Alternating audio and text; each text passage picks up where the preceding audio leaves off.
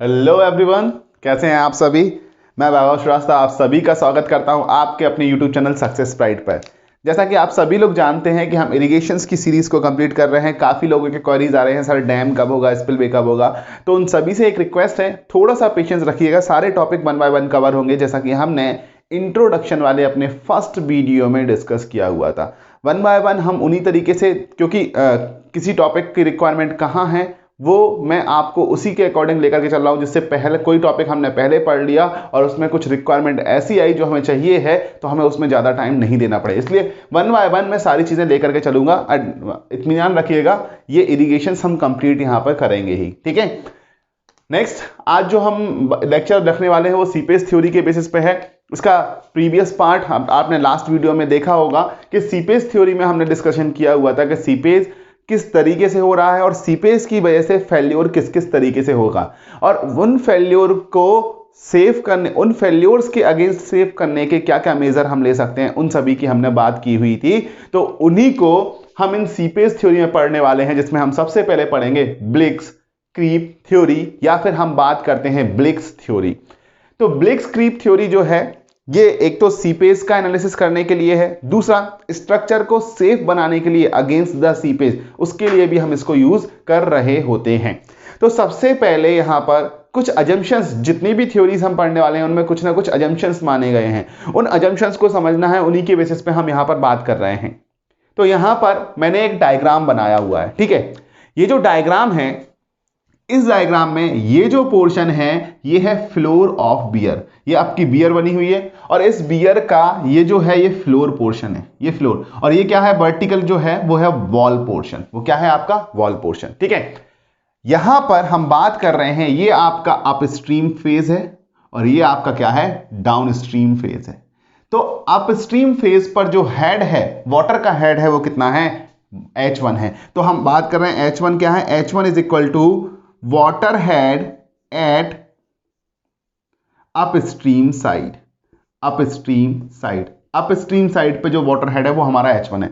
H2 क्या है हमारा, H2 है water head eight downstream side. Downstream side पर जो वाटर हेड है उसको H2 बोला है। अब देखो, एक जगह H1 है, एक जगह H2 है, तो कहीं ना कहीं हेड डिफरेंस आएगा, और हेड डिफरेंस के कारण क्या है, पानी फ्लो होगा। जैसा कि आपने कई बार एग्जाम्पल सुना होगा या देखा होगा कि आपके घर पे रखा है पानी का एक टैंक, उस टैंक के बगल में आप लगाते हो एक छोटा सा नल, यहां पर लगाते हो एक टैप लगाते हो यानी, और इस टैप में जो टैंक के बगल में ही रहता है वहां पर एक टैप लगा होता है, ठीक है।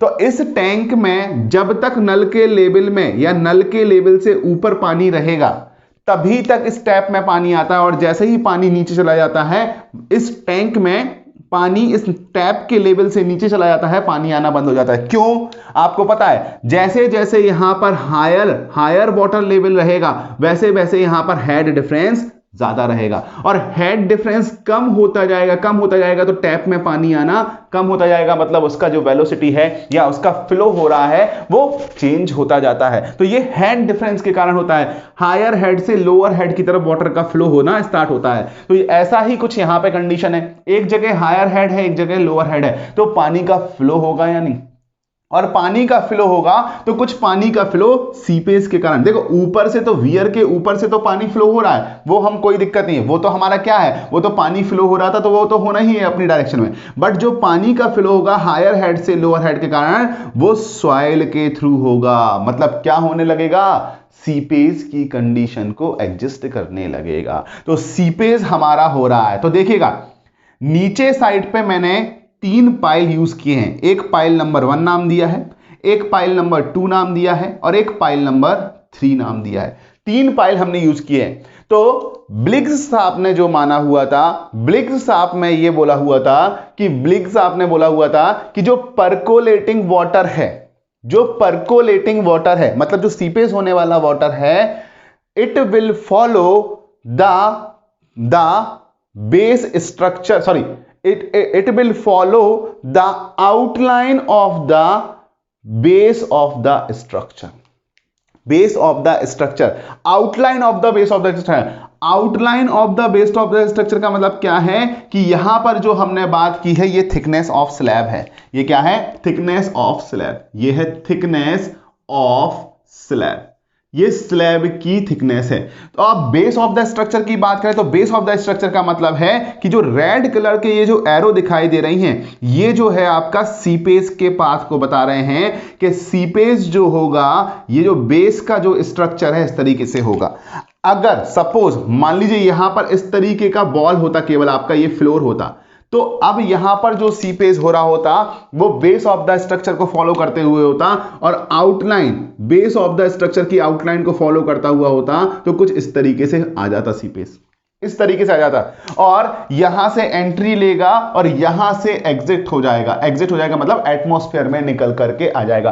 परकोलेटिंग वाटर अपस्ट्रीम साइड से एंट्री लेगा और सीपेज होता हुआ मतलब आगे की तरफ फ्लो होता ऊपर से निकल जाएगा। तो देखिएगा अगर इसने बोला it is following the outline of the base of the structure, it is following the outline of the base of the structure, तो अगर बेस ऑफ द स्ट्रक्चर की आउटलाइन को फॉलो कर रहा है तो दो तरीके से मूवमेंट हो रहा है। एक तो वर्टिकल डायरेक्शन में मूवमेंट हो रहा है, अगर ये सीट पाइल लगा दिए तो वर्टिकल डायरेक्शन में, और अगर सीट पाइल नहीं लगा दी तो कहां होता, केवल हॉरिजॉन्टल डायरेक्शन में। तो एक वर्टिकल डायरेक्शन में मूवमेंट हो रहा है और एक हॉरिजॉन्टल डायरेक्शन में मूवमेंट हो रहा है।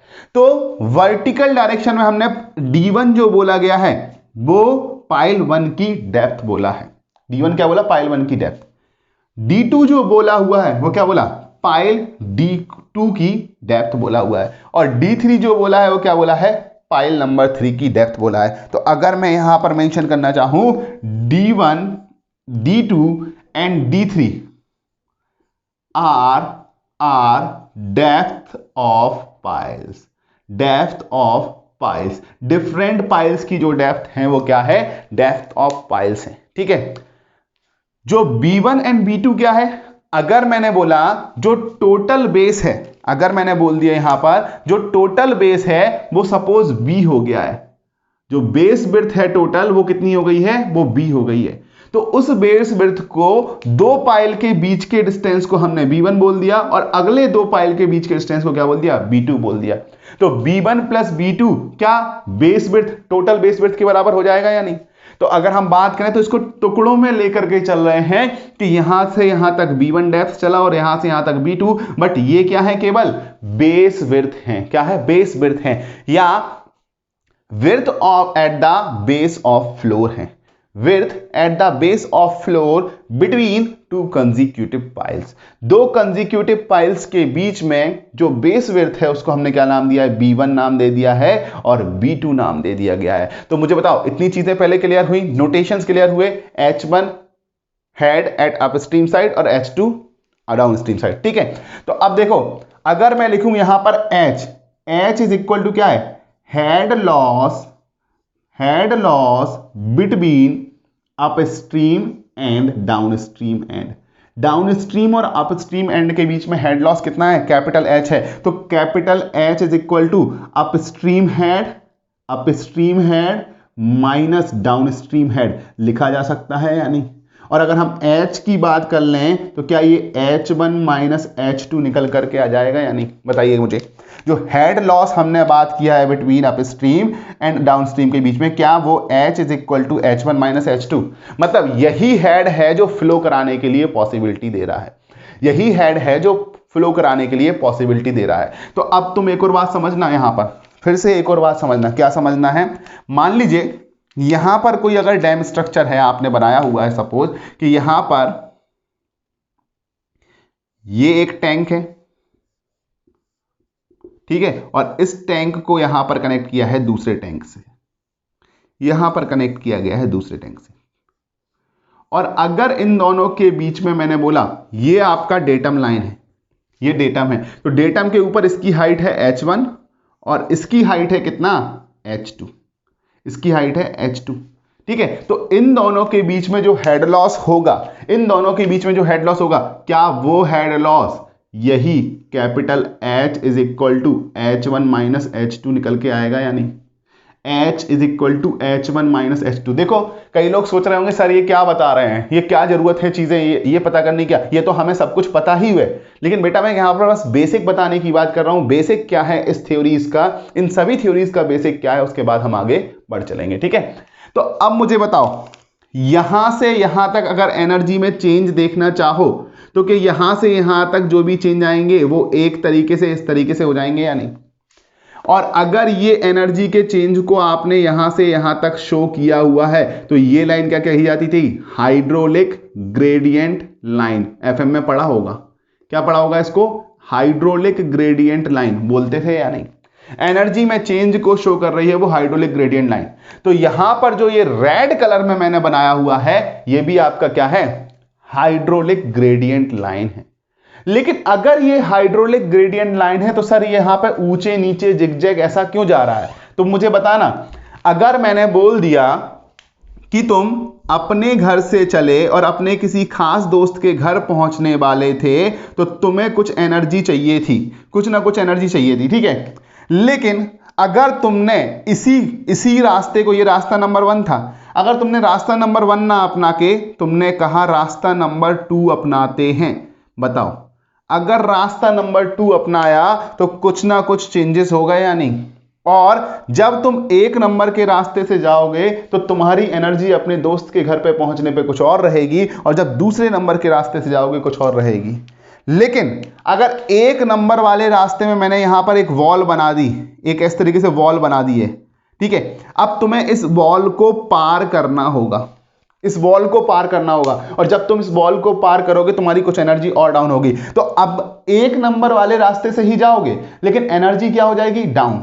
Your energy will be decreased as compared to previous if you are following the same path of route number 1। तो हम बात कर रहे हैं कि अगर रूट नंबर 1 का भी हम पाथ लेंगे और वॉल को हमें पार करना हुआ या बॉल को क्रॉस करना हुआ, इस बॉल को क्रॉस करना हुआ, एनर्जी कम हो जाएगी। तो देखो इस पॉइंट पे एनर्जी कुछ ना कुछ थी, कैपिटल एच कुछ ना कुछ था और कुछ हेड था, लेकिन इस पॉइंट पे ये वॉल जो आ गया वो पाइल आ गया या नहीं। जो वॉल आ गया वो क्या आ गया है, वो पाइल आ गया है या नहीं। और जो वॉल यानी पाइल आया है, जो वॉल यानी पाइल आया है, इस पाइल को क्रॉस करना हुआ तो क्या एक्सिस में हमें चलना पड़ा, D1 और D1 पहले नीचे आए फिर D1 ऊपर गए, एक्सिस में इतना पाथ चलना हुआ या नहीं। तो इसी पॉइंट पर एक ड्रॉप मिल जाएगा एनर्जी का, इसी पॉइंट पे क्या मिलेगा, एनर्जी का ड्रॉप। तो हाइड्रोलिक ग्रेडियंट लाइन में एक ड्रॉप आया, उसके बाद लीनियरली जैसे जैसे आगे चलते गए वैसे वैसे क्या हुआ, चेंजेस होते गए। तो जैसे ही पाइल नंबर 2 के पास पे आए, पाइल नंबर 2 के पास पे, तो फिर से D1 नीचे गए और D2 ऊपर गए, तो फिर से उसी वॉल को क्रॉस करना हुआ, और वॉल को फिर से क्रॉस करना हुआ, एक और हर्डल, एक और ऑब्स्टिकल। तो हमने बात किया, जब हमने इसको क्रॉस किया तो अगेन सेम पॉइंट पे खड़े खड़े, बॉल के इस तरफ थे और बॉल के दूसरे तरफ, सेम पॉइंट पे खड़े हो, लेकिन कुछ ना कुछ ड्रॉप आ जाएगा एनर्जी में, यानी एनर्जी में कुछ ना कुछ ड्रॉप आया। फिर आगे गए तीसरे नंबर पाइल पे, फिर एनर्जी में ड्रॉप आया, और इन दोनों पॉइंट के बीच में जो टोटल ड्रॉप है एनर्जी का वो कितना हो रहा है, कैपिटल एच हो रहा है। टोटल हेड लॉस कितना हो रहा है, कैपिटल एच। अब कैपिटल एच जो वेरिएशन है वो लीनियरली नहीं हो रहा है, वो किस तरीके से हो रहा है, किसी भी तरीके से हो रहा है। तो ये जो लाइन है ध्यान रखना, ये आपकी कही जाती है हाइड्रोलिक ग्रेडियंट लाइन। क्या कही जाती है इसको, इसको कहा जाता है हाइड्रोलिक ग्रेडियंट लाइन। तो ये हाइड्रोलिक ग्रेडियंट लाइन हमने यहां पर बनाई हुई है। तो ध्यान रखना यहां पर, बल्कि हाइड्रोलिक ग्रेडियंट लाइन एक्चुअली तो यही आनी चाहिए थी, लेकिन ब्लिग्स साहब ने क्या माना है कि यहां से यहां तक head loss per unit length constant होगा।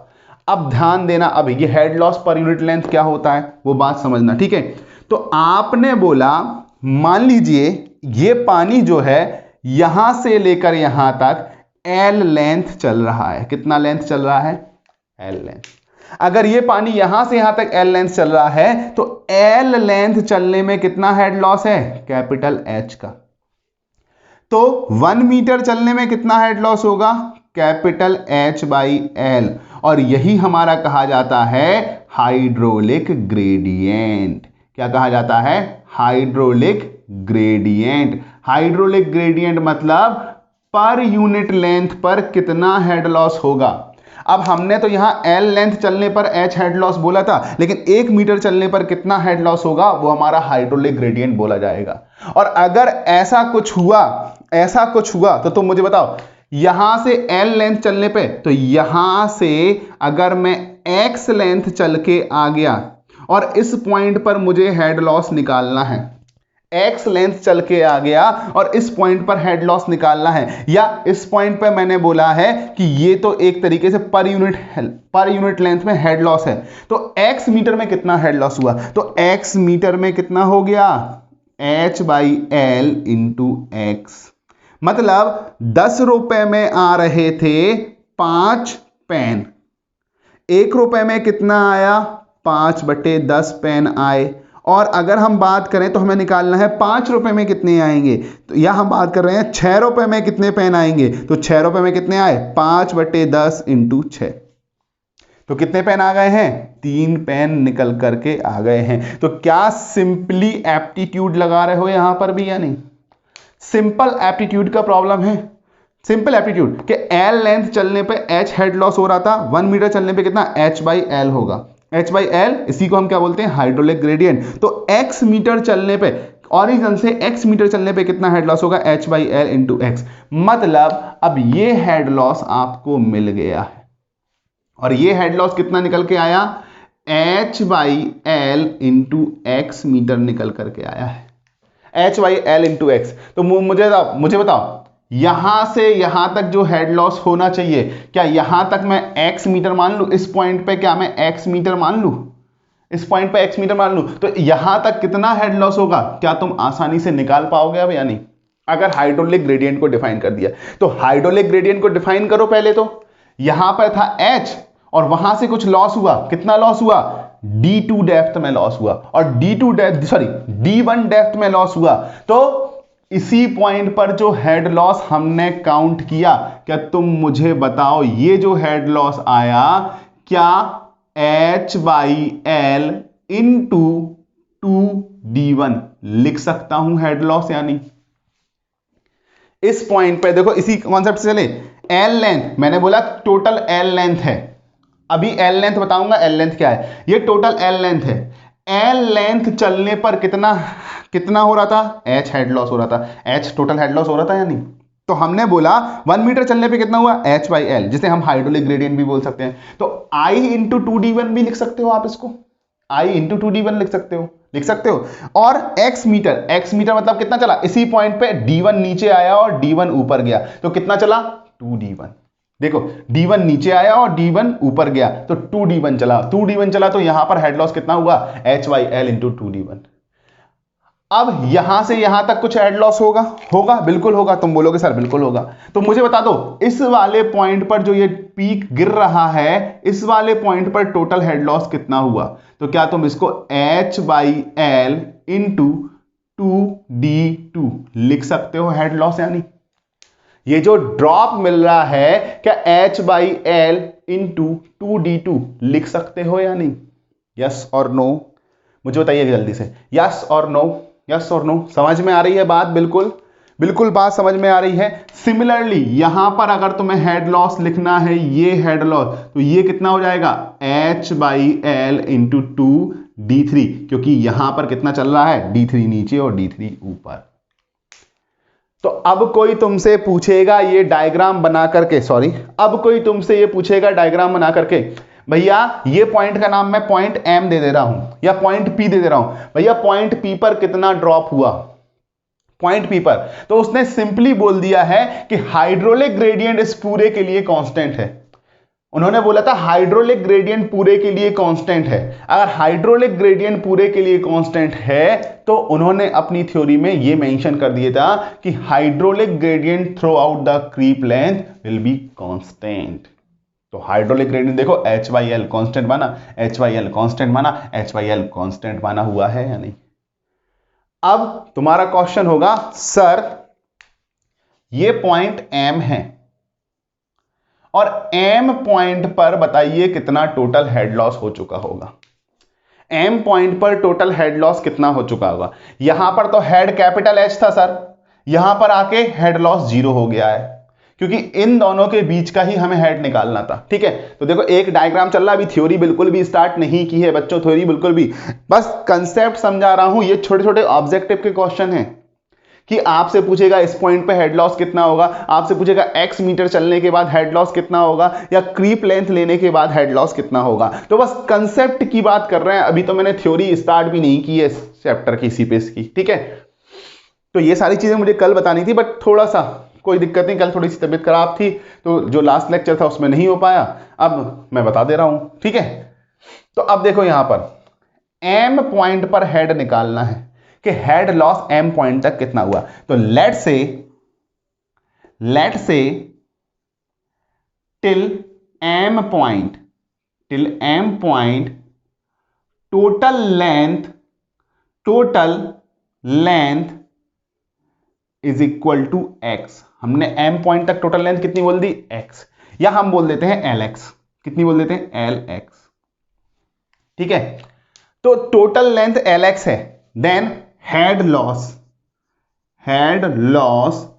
टिल एम पॉइंट तक हेड लॉस कितना होगा। तो हम बात कर रहे हैं एच एम या एम एट एम, ठीक है। तो हम बात करें delta H is equal to head loss कितना हुआ, डेल्टा एच। मैंने बोला डेल्टा एच हेड लॉस हुआ तो कितना हो जाएगा, H by L into L x. L क्या है, इसका टोटल लेंथ, जैसे एल यहां पर था ये टोटल लेंथ, तो सॉरी एल का मतलब है यहां पर टोटल लेंथ जो सीपेज ने कवर अप की है, टोटल लेंथ जिस पे सीपेज चल के गया। क्योंकि देखो जब तुम रूट नंबर 1 से जा रहे थे तब भी length cover, route number 2 length cover से हम बात कर रहे थे कितनी एनर्जी बची हुई है, ठीक है। तो हमने बात की है कि H by L into L x होगा। लेकिन अगर किसी ने तुमसे पूछ लिया कि पॉइंट एम पर कितना हेड बचा हुआ है, तो हम बात करेंगे, इसको साफ कर दूं, इसको रफ कर दूं, थोड़ा सा समझ में आ गई है ये बातें, और नोट करना है तो नोट कर लीजिए, बिल्कुल सिंपल टेक्निक से हमने बात की हुई है, ठीक है। तो अब हम बात कर रहे हैं रेजिड्यूअल हेड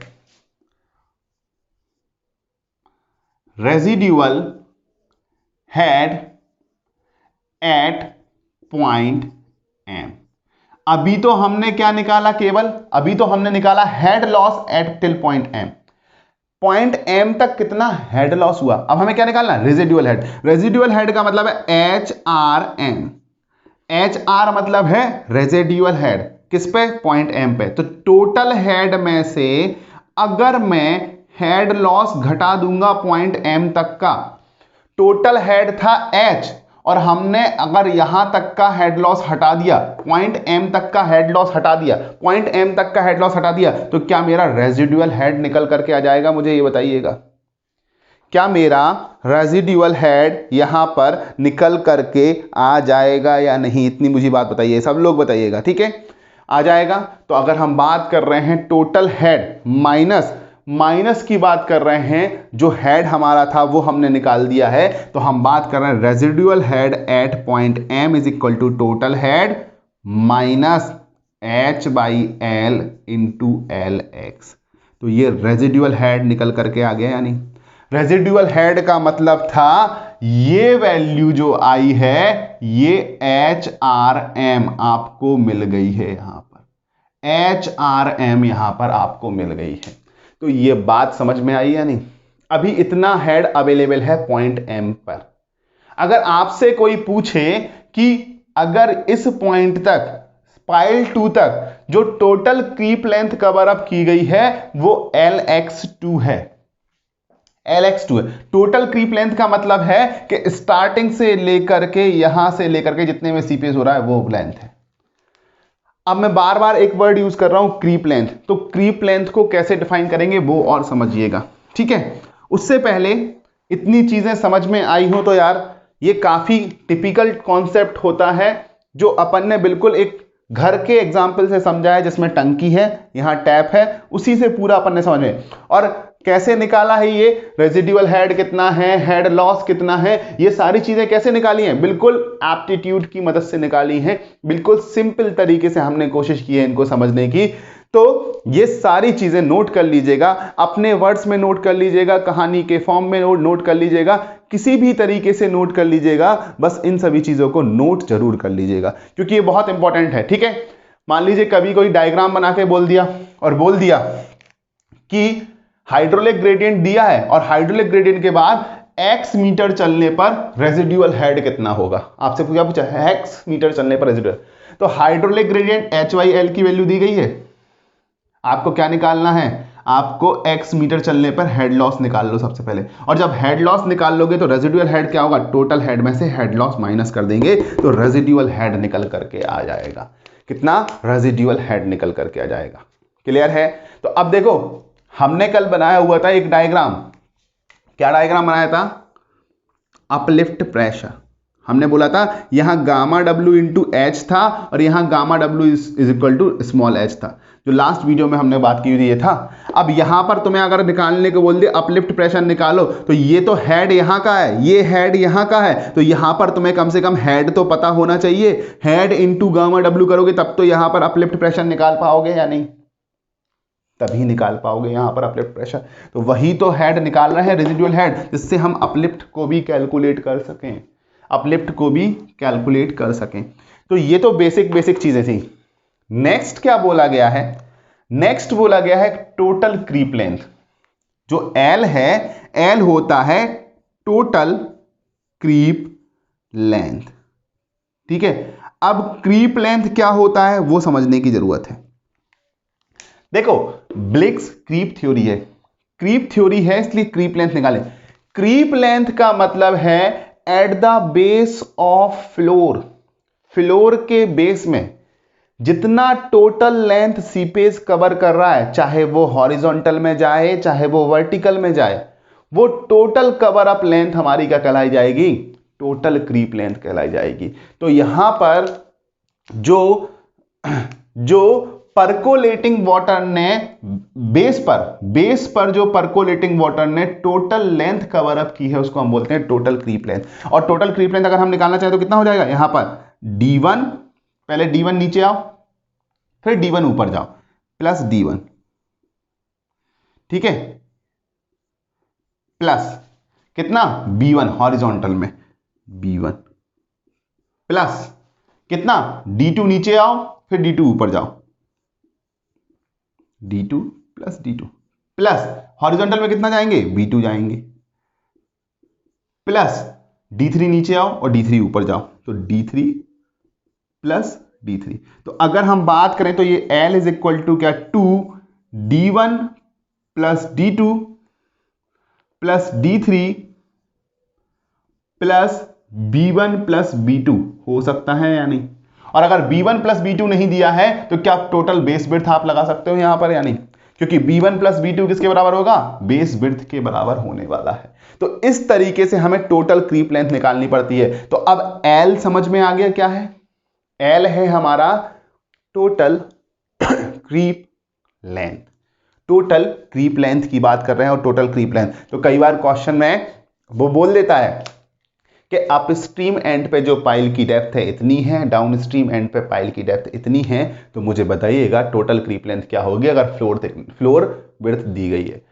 तो ये इंटरमीडिएट पाइल हटा दिया है, बीच वाला पाइल हटा दिया है, तो उस कंडीशन में D1 और D2 आप क्या करेंगे, D1 plus D2 plus B लिख देंगे, गलत हो जाएगा।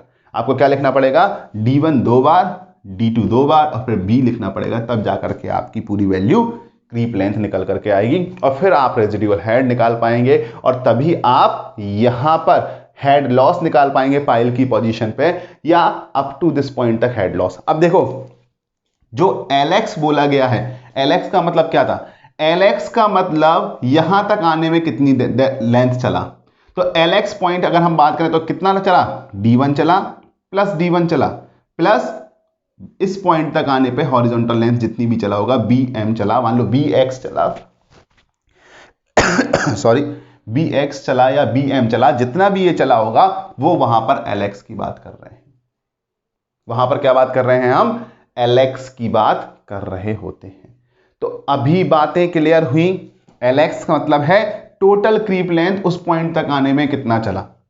तो लिखा हुआ है let's say till m point total length, total creep length ऐसा लिख लीजिएगा, टोटल क्रीप लेंथ,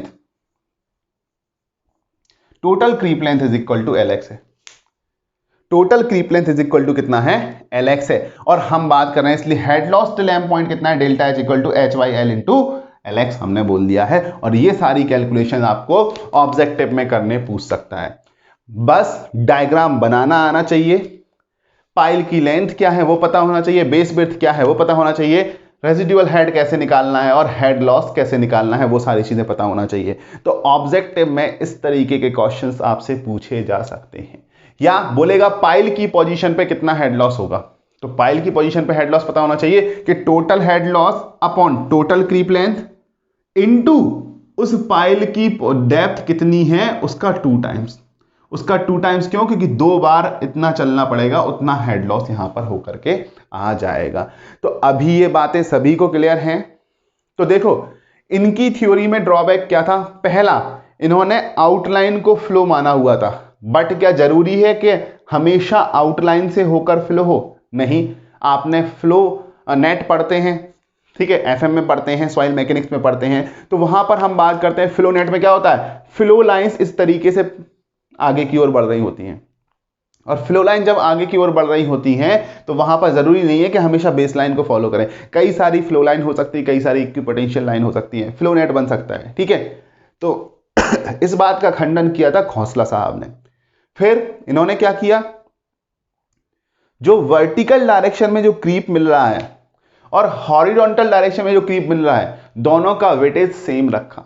दोनों का वेटेज क्या रखा? सेम रखा। बट खोसला साहब ने क्या बोला, भैया दोनों का वेटेज सेम नहीं होता है, दोनों का वेटेज सेम नहीं होता है। तो उन्होंने इस बात का भी क्या कर दिया? खंडन कर दिया। इस बात का भी खंडन कर दिया। तो आगे धीरे धीरे जैसे हम बढ़ेंगे, नेक्स्ट पॉइंट इन्होंने बोला कि पर यूनिट लेंथ में जो हेड लॉस होगा वो कांस्टेंट होगा। पर यूनिट लेंथ चलने पर जो हेड लॉस होगा वो कांस्टेंट होगा। मतलब 1 मीटर गए हमारी एनर्जी 10 जूल कम हो, अगले 1 मीटर गए फिर 10 जूल, अगले 1 मीटर गए 10 जूल। तो उन्होंने बोला ऐसा नहीं है, यहां वर्टिकल क्रीप है, यहां हॉरिजॉन्टल क्रीप है। अब तुम सीढ़ियां चढ़ो, ठीक है, 10 मिनट तक सीढ़ियां चढ़ो तुम, और 10 मिनट तक हॉरिजॉन्टल जाने की कोशिश करो, ठीक है। या 10 मिनट तुम चढ़ाई वाले प्लेस पे जाओ और 10 मिनट हॉरिजॉन्टल जाने की बात करो, तो दोनों जगह एनर्जी जो लगेंगी वो अलग अलग लगेंगी या नहीं? अलग अलग लगेंगी या नहीं? उसी तरीके से खोसला साहब ने इनका फिर से कॉन्ट्राडिक्ट कर दिया कि भैया तुमने हॉरिजॉन्टल और वर्टिकल क्रीप को सेम ले लिया है, जो कि गलत है। हॉरिजॉन्टल का इफेक्ट कुछ और होगा, वर्टिकल का इफेक्ट कुछ और होगा। अगेन उन्होंने कुछ और बातें भी बोली हैं जिनको हम एक एक करके डिस्कस करेंगे आगे के पॉइंट्स में, फिर हम देखेंगे क्या है। तो उन्होंने बोला था, तो ब्लिक्स साहब ने बोला पर यूनिट लेंथ में जो हेड लॉस होगा वो कांस्टेंट होगा, मतलब हाइड्रोलिक ग्रेडियंट कांस्टेंट होगा। जबकि इन्होंने बोल दिया खोसला साहब ने ऐसा बिल्कुल नहीं है, ठीक है। ब्लिक्स साहब ने यहां पर एग्जिट के टाइम पर जो ग्रेडियंट है उसको डिफाइन ही नहीं किया। एग्जिट के टाइम पर जो पानी नीचे से लेकर के ऊपर निकल रहा है, तो एग्जिट के टाइम पर जो पानी की एनर्जी है उसको डिफाइन नहीं किया। उन्होंने बोला सेम ही रहेगा, लेकिन खोसला साहब ने उस एनर्जी को अलग से डिफाइन किया हुआ है, इसलिए खोसला की थ्योरी को ज्यादा बेटर माना गया है। आ रही है बात समझ में? तो ये डायग्राम पुटअप कर लो, ये पार्ट लिख लो, जितना भी है ये सारी चीजें समझ में आ रही हैं या नहीं। और जो चीज समझ में नहीं आए डाउट सेक्शन से, सॉरी, या तो डाउट सेक्शन में आप ज्वाइन करिएगा या फिर आप नीचे कमेंट सेक्शन में पूछ सकते हैं। इसकी थ्योरी वाला पार्ट पोर्शन लिख लें, ठीक है। तो उसमें लिखेगा ही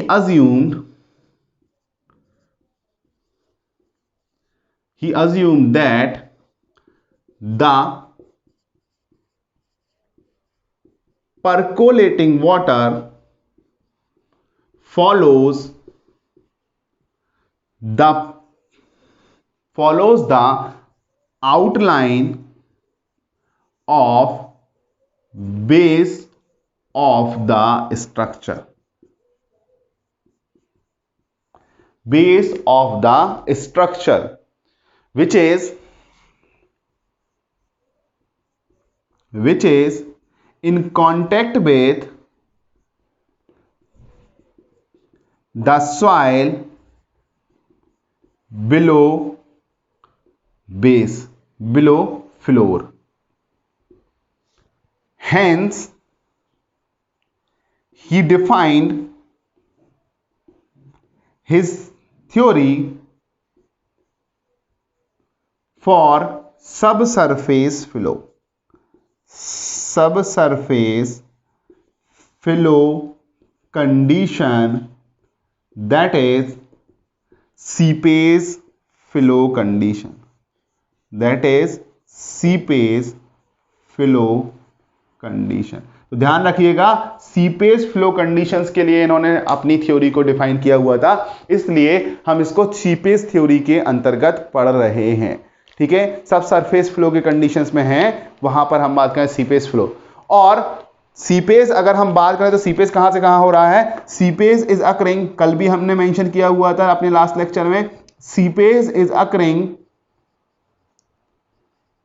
from upstream to downstream.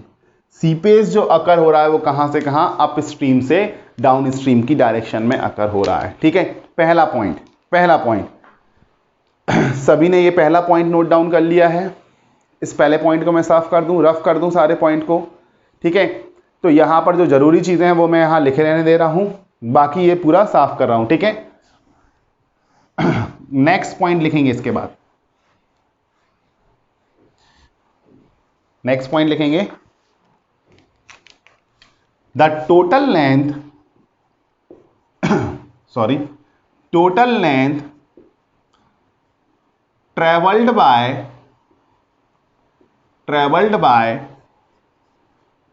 percolating water is said to be creep length or length of creep। इसमें considering हॉरिजॉन्टल एंड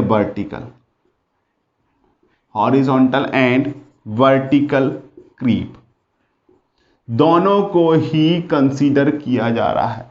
देखो, हम बात कर रहे हैं वर्टिकल यानी d1 प्लस d1, तो ये वर्टिकल हो गया, b1 क्या हो गया? हॉरिजॉन्टल, फिर d2 प्लस d2 ये कैसा हो गया? फिर से वर्टिकल हो गया, फिर b2 क्या हो गया है? हॉरिजॉन्टल, फिर d3 प्लस d3 कैसा हो गया है? हमारा वर्टिकल हो गया है। ठीक है, तो टोटल क्रीप लेंथ कैसे डिफाइन है, ये डेफिनेशन थोड़ा सा ध्यान रखना है, ये डेफिनेशन क्या रखना है, थोड़ा सा ध्यान रखना है। Next point, he also assumed that the head loss पर मीटर लेंथ जिसको हम क्या बोलते हैं? That is hydraulic gradient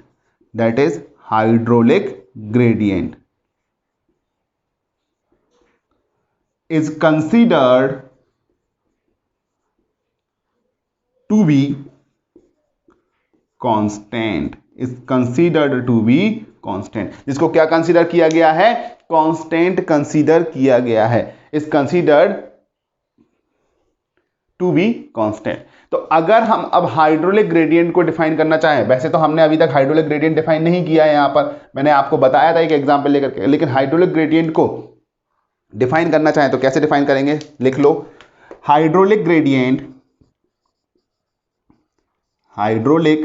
gradient I is equal to head loss, total की बात कर रहे हैं, ठीक है, upon total creep length is equal to H by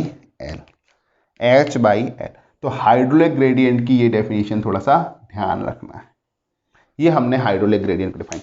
और ये हाइड्रोलिक ग्रेडियंट को कांस्टेंट कहने का मतलब क्या है? अगर सपोज H बाई एल की वैल्यू कांस्टेंट हो जाती है तो तुम क्या बोलोगे? Head loss is directly proportional to length of creep. मतलब जितना ज्यादा ये चलेगा उतना ज्यादा हेड लॉस होगा। अब चाहे वो वर्टिकल में चले चाहे वो हॉरिजॉन्टल में चले, किसी भी डायरेक्शन में चलेगा, जितना ज्यादा ये सीपेज परकोलेटिंग वाटर जितना ज्यादा मूव करेगा, जितना ज्यादा ट्रैवल करेगा, उतना ज्यादा हेड लॉस होता जाएगा। तो हेड लॉस इस तरीके से। बट एक्चुअल में होता क्या है? क्या तुम्हें एक 25 किलोमीटर की जर्नी कंप्लीट करनी है, वो भी पैदल, ठीक है, पैदल, तो तुम क्या करोगे? शुरुआत में तो जोश में चलोगे, पता चला 1 मिनट में तुम 1 किलोमीटर जा रहे हो, लेकिन बाद में धीरे धीरे थकान बढ़ती जाएगी, तो क्या ऐसा हो पाएगा? तुम्हें वही 1 किलोमीटर कवर अप करने में काफी टाइम लग जाएगा, होगा। या फिर तुम ऐसा बोलो कि शुरुआत में जो होगा, शुरुआत में तुम्हारी एक पर्टिकुलर 1 यूनिट एनर्जी को लॉस होने में काफी ज्यादा समय लगेगा, और बाद में वही 1 यूनिट एनर्जी लॉस होने में कम समय लगेगा, कम समय लगेगा और कम समय लगेगा, लगेगा या नहीं? तो कहीं ना कहीं ये कॉन्ट्राडिक्ट, ये वाला पॉइंट कॉन्ट्राडिक्ट कर रहा था, जिसको खोसला साहब ने प्रूफ किया कि, तो अब तुमने बोला सर कांस्टेंट तो है, क्या प्रॉब्लम है? कांस्टेंट तो है, क्या प्रॉब्लम? भैया कांस्टेंट है, मैं कहां मना कर रहा हूं, हम कैलकुलेशंस तो वही करेंगे, मैथमेटिकल दिख रहा है कि कांस्टेंट है, बट प्रैक्टिकली सोचो, क्या ये पॉसिबिलिटी है कि जितनी ज्यादा क्रीप लेंथ उतना ज्यादा हेड लॉस? नहीं है ना। कहीं पर हेड लॉस ज्यादा हो सकता है, कहीं पर हेड लॉस कम हो सकता है, और इस अवधारणा को, ब्लिक्स साहब की इस अवधारणा को झूठा साबित किया हुआ था खोसला साहब ने, तो उसको हम आगे पढ़ेंगे। क्लियर हो रही हैं बातें? बिल्कुल।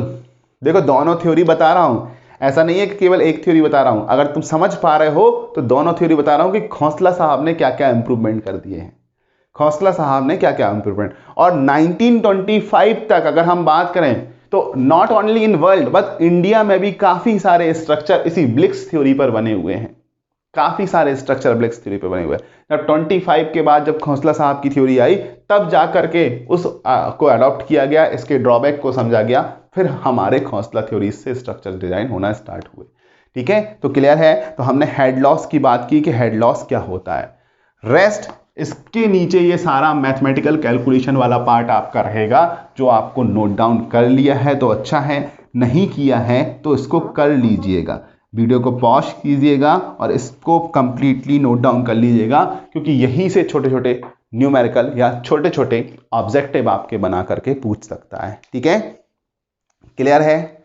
तो यहां पर हाइड्रोलिक ग्रेडियंट भी हमने डिफाइन कर लिया है, इसको यहां पर लिख लेते हैं। तो hydraulic gradient I is equal to कितना होगा, H/L, और कई बार L को L क्रीप भी लिख देते हैं, L और L क्रीप भी लिखा जाता है, मतलब टोटल क्रीप लेंथ की बात कर रहे हैं। ठीक है, और Lx क्या है, up to this point creep length है, वो हमें यहां पर देखना है। ठीक है, अब तुम्हें अलग से यहां पर H/L 2D1 फिर उसके बाद x लेकर के जाने की जरूरत नहीं है, क्योंकि ये तो केवल हॉरिजॉन्टल के लिए है और ये किसके लिए, वर्टिकल। और यहां से यहां तक का टोटल क्रीप लेंथ Lx तुमने मेंशन कर दिया है, मतलब यहां से यहां गए और यहां तक पहुंचे, तब तक का तुमने Lx डिफाइन करके रखा हुआ है।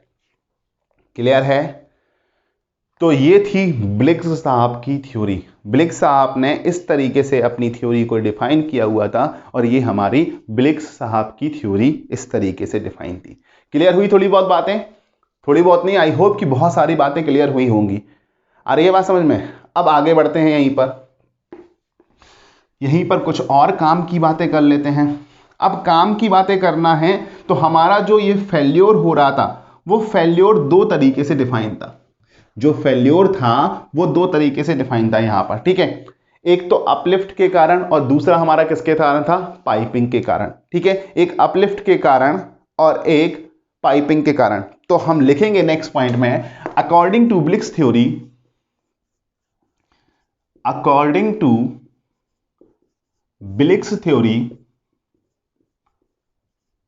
ब्लिक्स थ्योरी फॉर सेफ्टी, ऐसा लिखिएगा, फॉर सेफ्टी अगेंस्ट पाइपिंग और अंडरमाइनिंग। पाइपिंग और अंडरमाइनिंग में सेफ्टी करना है तो उसके अगेंस्ट हमें क्या प्रिकॉशंस लेने हैं, वो ब्लिक्स साहब ने बताया था। तो उन्होंने बोला हाइड्रोलिक ग्रेडियंट क्या है, कांस्टेंट है। हाइड्रोलिक ग्रेडियंट क्या है, कांस्टेंट है। Through out the length hydraulic gradient constant है, मतलब पर यूनिट लेंथ पे जो हेड लॉस हो रहा है वो कांस्टेंट है। तो वो किससे कम होना चाहिए, वो होना चाहिए कांस्टेंट वैल्यू 1/c से कम। हाइड्रोलिक ग्रेडियंट जो है वो एक कांस्टेंट वैल्यू 1/c से कम होना चाहिए या फिर उसके बराबर होना चाहिए। अगर ये कंडीशन फुलफिल कर गई है तो हमारा जो स्ट्रक्चर है वो पाइपिंग और अंडरमाइनिंग में सेफ हो जाएगा। अब ये पूरी एनालिसिस वाली बातें हैं, उतना डिटेल में हमें नहीं जाना है। अगर तुम्हें पीएचडी करना है तो कभी फिर पीएचडी कर लेंगे हम इस बात पे, लेकिन अभी जो हमारा इंपॉर्टेंट काम है वो हम यहाँ पर मेंशन कर रहे हैं, ठीक है। अब ये मत पूछना अभी ये आया कहाँ से, ये डायरेक्टली थ्योरी के बेसिस पे आया, जैसे कि तुमने बात की हुई थी L is directly proportional to H, बोला था या नहीं। और अगर L is directly proportional to H बोला था तो L इज इक्वल टू हो जाता है CH, वहां से ये निकल के आया H/L is equal to 1/C। Clear है। तो अब थोड़ा सा हिंट दे दी है, बाकी तुम समझदार हो। तो उसी पॉइंट को हमने पकड़ा है जो थर्ड पॉइंट था कि हेड हाइड्रोलिक ग्रेडियंट कांस्टेंट माना हुआ है, और उसी से हमने यहां पर ये निकाला। लेकिन अब क्वेश्चन आता है सर ये C क्या है, तो C कहा जाता है Bligh's coefficient. Bligh's coefficient which depends on type of soil on which structure is resting.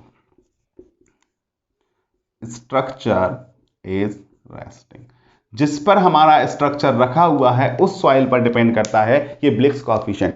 Generally जो ब्लिक्स कॉफिशिएंट्स की इंडिया में वैल्यू डिफाइन है वो 8 to 15 के बीच में डिफाइन है। कहां से? 8 से लेकर के 15 के बीच में ये वैल्यूज हमारी डिफाइन है। तो हम इसको लिख नहीं रहे हैं क्योंकि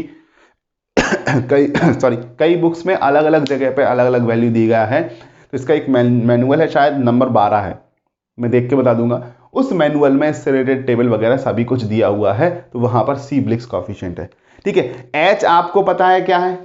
H आपको पता है, H इज इक्वल टू क्या है? H इज इक्वल टू है टोटल हेड लॉस, जो कि हमने अभी यहां पर मेंशन किया हुआ था। और L क्या है? L है टोटल क्रीप लेंथ। L क्या है? Total creep length. तो आप लिखना चाहें तो मेंशन कर सकते हैं L is equal to total creep length, और H is equal to total head loss between upstream and downstream and.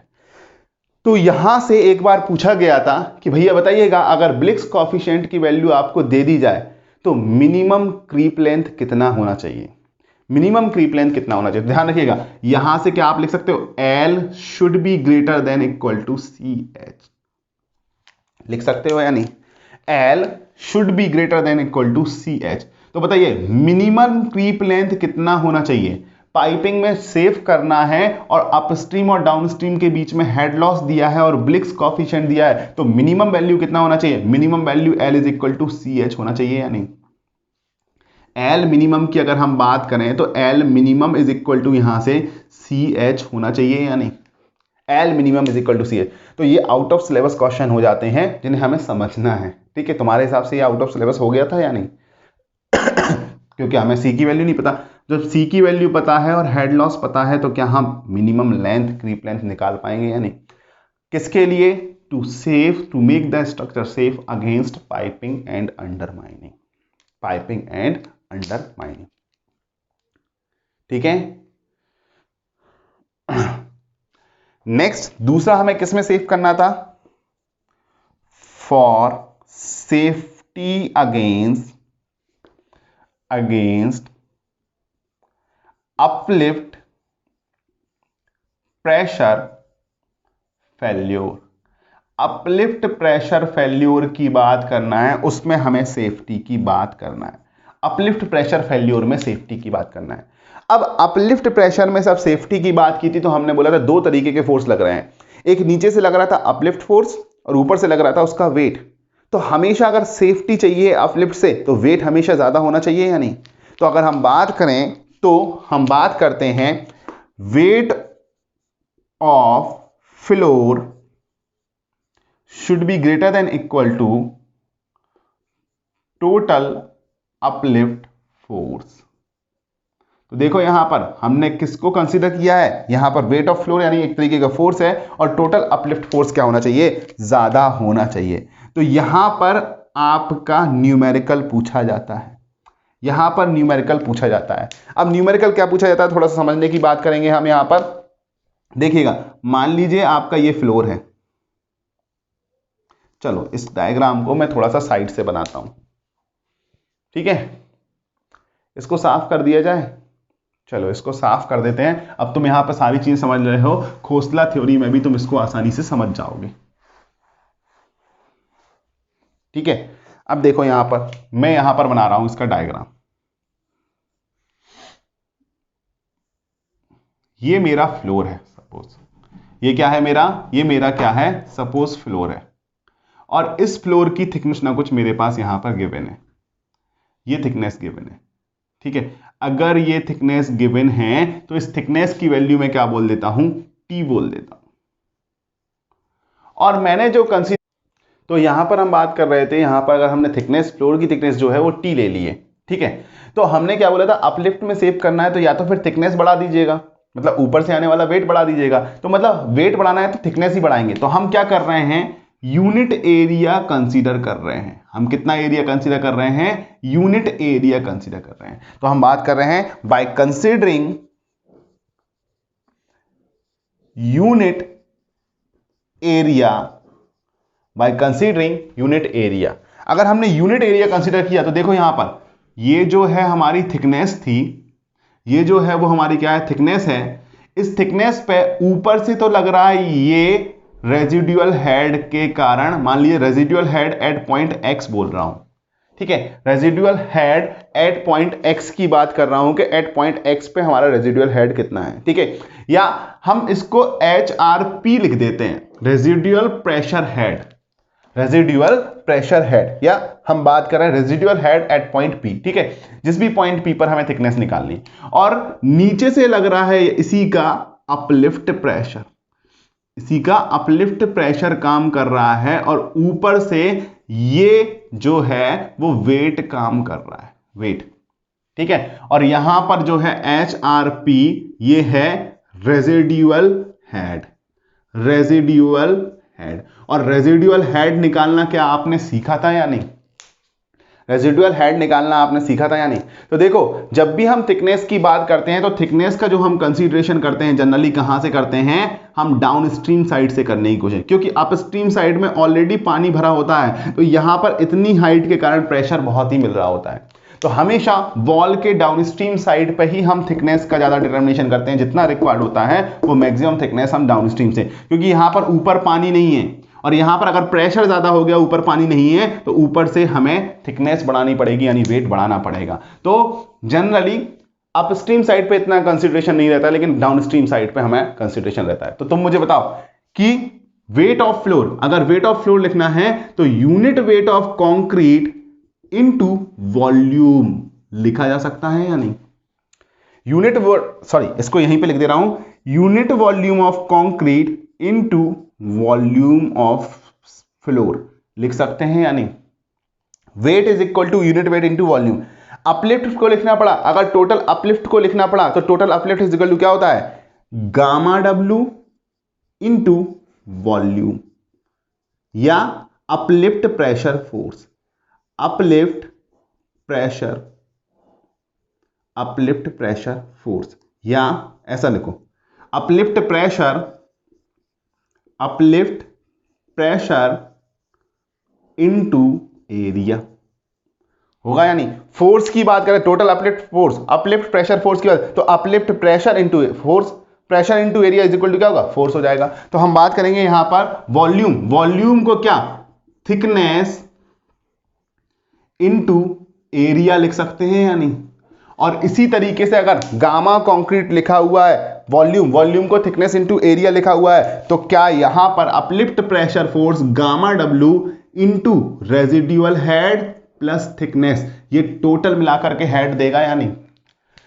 क्योंकि पानी यहां पर है और यहां से प्रेशर लगना है, तो पानी यहां पर था H हाइट पे, यहां पर था मान लीजिए पानी, और यहां से यहां तक का, तो ये T हाइट को मिला करके हम रेजिडुअल हेड काउंट करते हैं, ठीक है। और इनटू एरिया हो जाएगा या नहीं, gamma W into head into area. और अगर हम बात करते हैं यहां पर कि इस गामा डब्ल्यू को उठा करके यहां ले आए, तो gamma concrete upon gamma W into thickness, हम बात कर रहे हैं T into area 1/1 is equal to HRP plus T into area 1/1। तो ये एरिया से ये एरिया कैंसिल हो गया, और तुम्हें पता होगा क्या कि gamma concrete upon gamma W is equal to G of concrete होता है नहीं।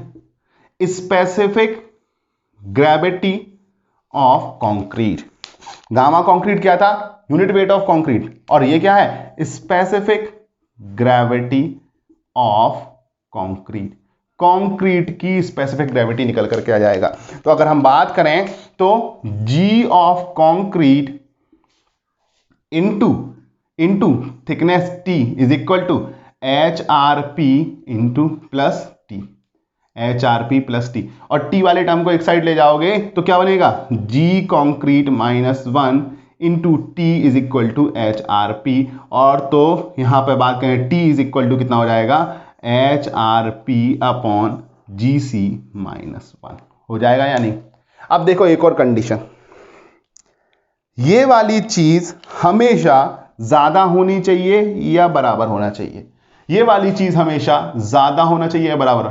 ज्यादा होना चाहिए या बराबर होना चाहिए? ये ज्यादा होना चाहिए या फिर बराबर? ये ज्यादा होना चाहिए या फिर बराबर? और ये यहां पर ज्यादा होना चाहिए या बराबर होना चाहिए। तो फॉर्मूला समझ में आ गया या नहीं?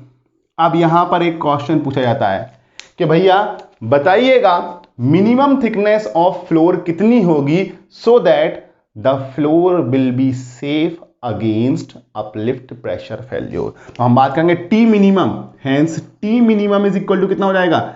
H R P upon G C -1 हो जाएगा, H R P upon G C -1।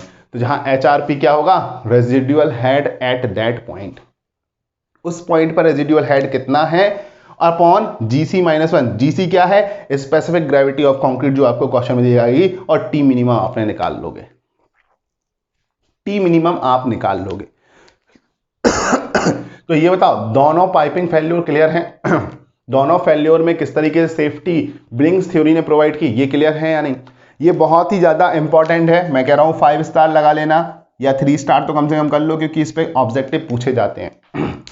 Objective अब क्वेश्चन में पढ़ना है कि थिकनेस पूछ रहा है, सेफ थिकनेस पूछ रहा है या मिनिमम थिकनेस पूछ रहा है। क्योंकि अगर सेफ थिकनेस पूछेगा तो नोट करके एक पॉइंट डालो, हमें फैक्टर ऑफ सेफ्टी कंसीडर करना होगा।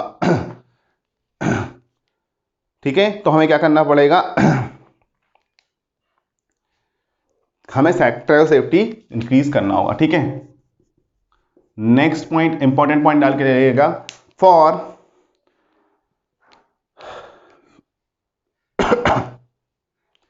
for safety against failure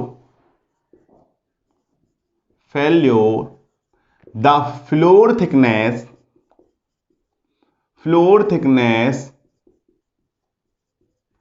is increased by a factor of safety of 4/3।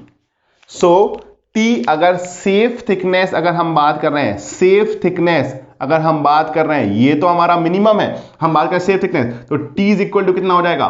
4/3 of H R P upon G C -1 हो जाएगा। 4 H R P upon G C -1 हो जाएगा।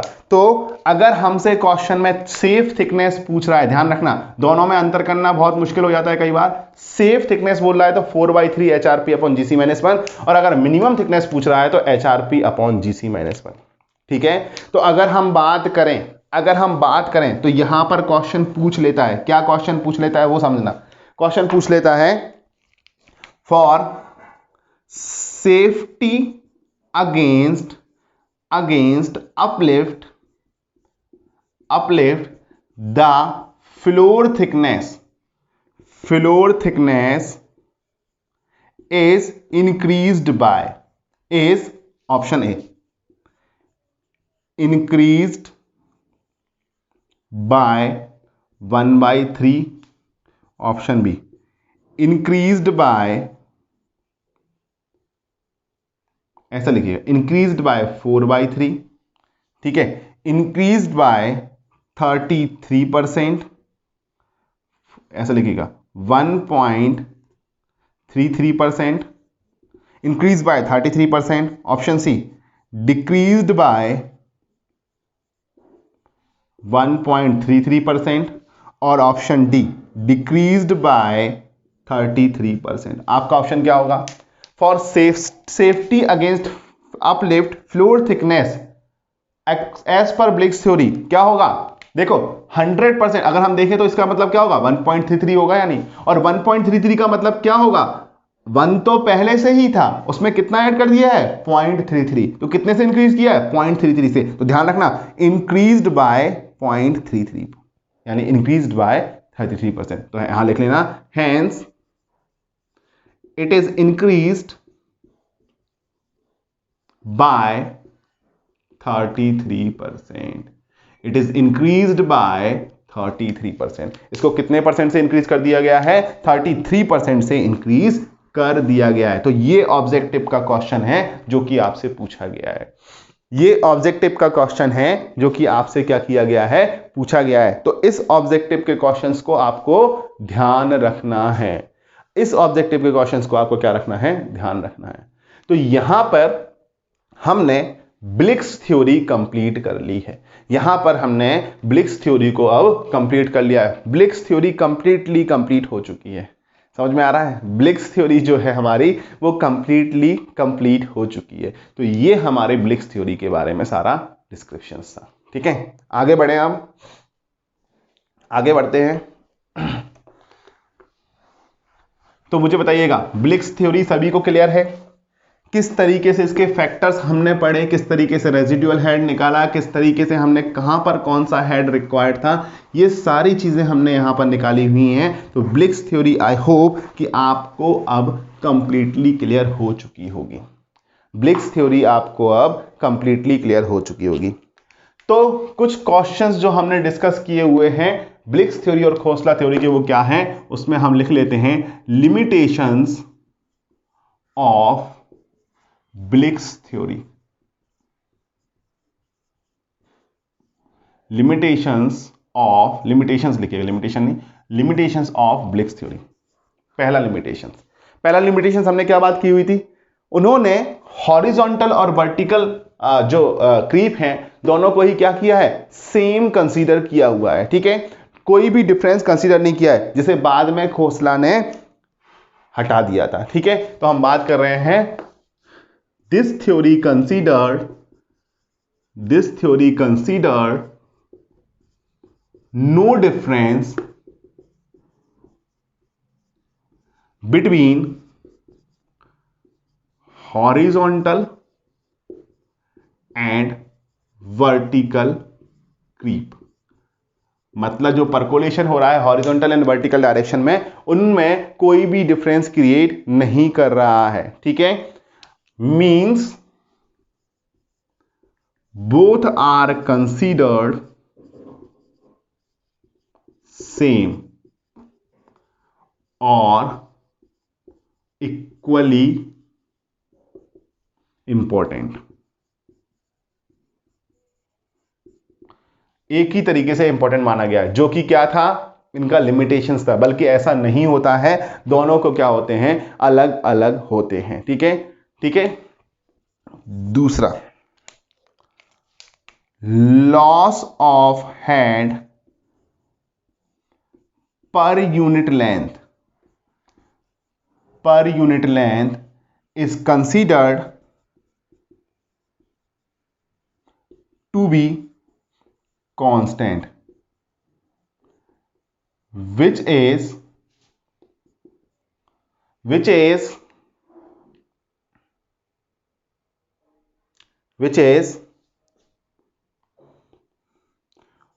not accepted by Khosla theory. Khosla's की theory के द्वारा इसको एक्सेप्ट नहीं किया गया है। ठीक है, तो वो हम बात कर रहे हैं यहां पर कि उसको कंसीडर नहीं किया है। ठीक है, तो हम बात कर रहे हैं खोसला ने क्या किया? Proved wrong by Khosla's. ठीक है, तो ध्यान देना, head of loss per unit length is considered to be constant. मतलब क्या बोलना चाह रहा है? हेड लॉस जो है, हेड लॉस है वो प्रोपोर्शनल टू लेंथ है। तो यहां पर लिखना चाहो तो लिख लेना, लॉस ऑफ हेड पर unit length is considered to be constant. इसका मतलब क्या है? इसका मतलब सिंपली इतना सा है कि head loss is considered to be proportional to creep length, to be proportional to creep length। इसको creep length के डायरेक्टली प्रोपोर्शनल किया गया था। ठीक है, नेक्स्ट तीसरा पॉइंट क्या अब डिस्कस किया था हमने? तीसरा पॉइंट क्या डिस्कस किया था, जल्दी बताइएगा? Head loss. ठीक है, एक हेड लॉस वाला पॉइंट था, एक वर्टिकल क्रीप को। हाँ, नेक्स्ट पॉइंट जो हमने कंसीडर किया था, उन्होंने वर्टिकल कट की एग्जिट ग्रेडियंट को डिफाइन नहीं किया था। ही डिड नॉट डिफाइन और specify exit gradient but Khosla specifies the value of exit gradient. तो एग्जिट ग्रेडियंट लिखना हो तो एग्जिट ग्रेडियंट की डेफिनेशन लिख लो। एग्जिट ग्रेडियंट क्या होता है? When water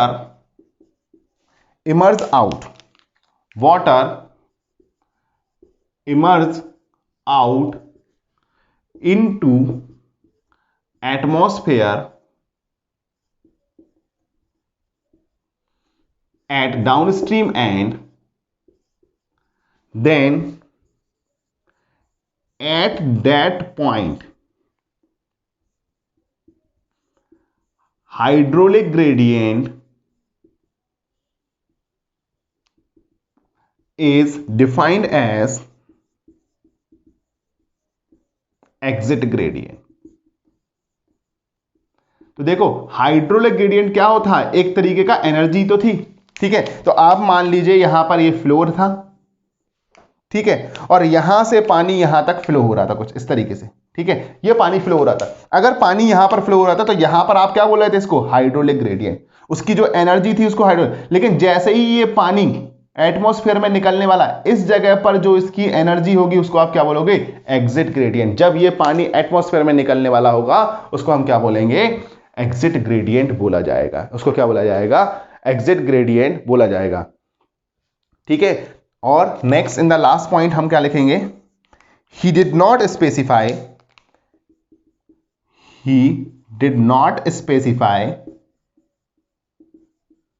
the necessity of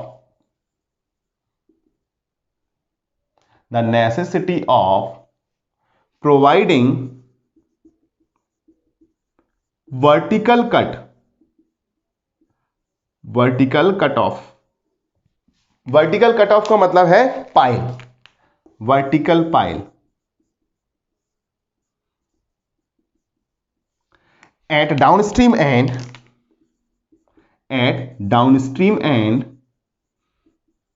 to provide safety against piping failure। safety against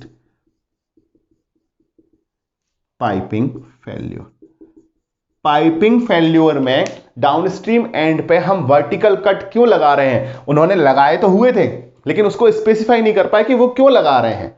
हम इसलिए लगा रहे थे क्योंकि हमारा जो अंडरमाइनिंग है या पाइपिंग फेल्यूर है वो डाउनस्ट्रीम एंड से स्टार्ट होता है, और डाउनस्ट्रीम एंड से स्टार्ट होगा तो अपस्ट्रीम तक नहीं पहुंचे, इसलिए हमने वहां पर स्पेसिफाई करके रखा था कि वो क्यों लगाया गया है। लेकिन इन्होंने इस चीज को स्पेसिफाई नहीं कर पाया था, प्रॉपर्ली स्पेसिफाई नहीं कर पाया था। तर्क दे दिया था लेकिन प्रॉपर्ली स्पेसिफाई नहीं कर पाया था। तो he did not specify the necessity of providing vertical cut off यानी vertical pipe at downstream end to provide the safety against piping failure. But later on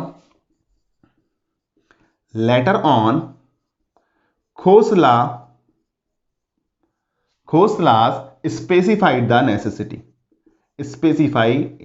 Khosla ने स्पेसिफाई किया। ठीक है, और एज वेल एग्जिट ग्रेडियंट भी किसने define किया हुआ था? खोसलास थ्योरीज के द्वारा डिफाइन किया गया था। तो यहां पर इसलिए इस थ्योरी को इतना अब हम ज़्यादातर जो डिज़ाइन करते हैं वो खोसला थ्योरी से करते हैं, इसलिए इस थ्योरी को अब इतना तवज्जो नहीं दिया जाता है, मतलब इतना ज़्यादा नहीं माना जाता है। तो ये सारे पॉइंट हैं लिमिटेशंस के, क्यों हमें अगली थ्योरी की ज़रूरत पड़ी, तो हमें ये सारे पॉइंट्स हैं जो हमें कंसीडर करने हैं, और यही सारे पॉइंट के कारण हमें अगली थ्योरी की यहाँ पर ज़रूरत पड़ी थी। ठीक है, तो आई होप कि इतनी चीज़ें आपको क्लियर हुई होंगी। अब यहाँ पर मैं अपनी तरफ से ब्लिक्स थ्योरी जो कंप्लीट हो चुकी है कंप्लीटली, उसका अनाउंसमेंट कर रहा हूँ। ठीक है, अब आपकी दो थ्योरी और बची हुई है, लेंस थ्योरी और दूसरी खोसलास थ्योरी। तो खोसला थ्योरीज में भी काफ़ी टाइम लग जाएगा, तो वो वीडियो आपका जो होगा वो काफ़ी लंबे हो जाएंगे। तो जितनी भी चीज़ें समझानी थी इसमें समझा दिया हूँ। नेक्स्ट वीडियो जो आपका होगा लेंस थ्योरी और खोसला थ्योरीज पे और एग्जिट ग्रेडियंट पे, तो उसको हम कवर अप कर लेंगे, और वो भी 1-1.25 घंटे का 1.5 घंटे का वीडियो कम से कम आपको मिल जाएगा। तो नेक्स्ट वीडियो में आपको वो दोनों थ्योरीज भी मैं वहां पर कंप्लीट करवा दूंगा। इतनी चीजें समझ में आई, इनकी प्रैक्टिस कीजिएगा। अगर हम क्वेश्चंस देखें तो क्वेश्चंस भी यहाँ पर पूछे जा सकते हैं, तो हम क्वेश्चंस पे भी एक वीडियो छोटा सा हम देख लेंगे कि बना लें कि सारे क्वेश्चंस को जिसमें अभी तक जितने भी टॉपिक हो चुके हैं उनके कवर अप हो सकें, और बाकी हमने बनाए हुए हैं। तो कैसा लगा आपको ये सेशंस, कमेंट सेक्शन में बताइएगा। I hope you enjoyed the session, आपको चीज़ें क्लियर हुई होंगी, और सेशन को लाइक कीजिएगा, चैनल को सब्सक्राइब कीजिएगा, सभी लोग टेलीग्राम ग्रुप ज्वाइन कीजिएगा, साथ ही साथ फेसबुक पर भी लाइक कर सकते हैं, वहाँ पर भी आपको सारी इन्फॉर्मेशन मिलती रहेंगी। So thank you everyone for watching the video. And हाँ, जो लोग परेशान हो रहे हैं वो परेशान ना हो, सारी चीज़ें कवर अप होंगी, बट इस एग्ज़ाम को देखते हुए मैं सॉरी बोलूँगा, क्योंकि यहाँ तक मैं जितनी चीज़ें कर सकता हूँ मैं करूँगा, और अगर मैं तुम्हें फास्ट फॉरवर्ड में ले जाऊंगा तो ऐसा होगा कि फिर से इरिगेशंस को दोबारा डिटेल में कहीं पढ़ना होगा। तो मैं चाहता हूं कि एक बार पढ़ो, अच्छे से पढ़ो, जितना अभी पढ़ लिया है मोर देन 60% हमने कवर अप कर लिया है, जितना हमने पढ़ लिया वो ज़्यादा है। लास्ट वाला जो पोर्शन है वहाँ से क्वेश्चंस कम आते हैं, लेकिन आते हैं, मैंने ये नहीं बोल रहा हूँ, कम आते हैं, तो ये पोर्शन से भी क्वेश्चंस बहुत पूछे जाते हैं, तो इसलिए हमें देखते हुए चलना है। So thank you everyone, thank you so much.